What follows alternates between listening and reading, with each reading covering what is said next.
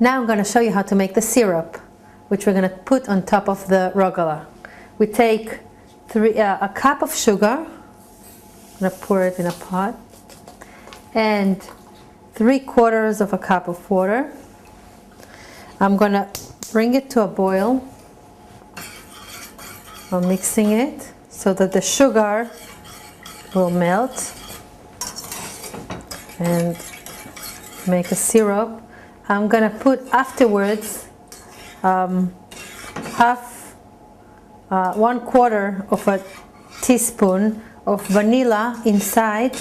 I'm not going to put it, I didn't put it yet, because vanilla, when it cooks, it changes a little bit its flavor. And if you want a nice vanilla flavor, you should put the vanilla after we finish with boiling the sugar and the water together.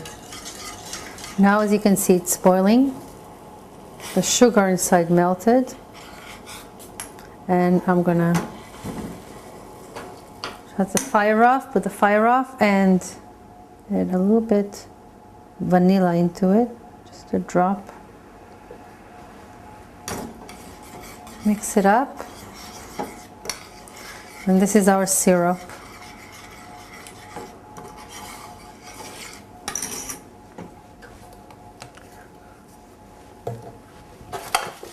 What we do with this syrup is we take the ready rugelach, the flaky dough ready rugelach. We're gonna dip it in and put it on a plate to cool off.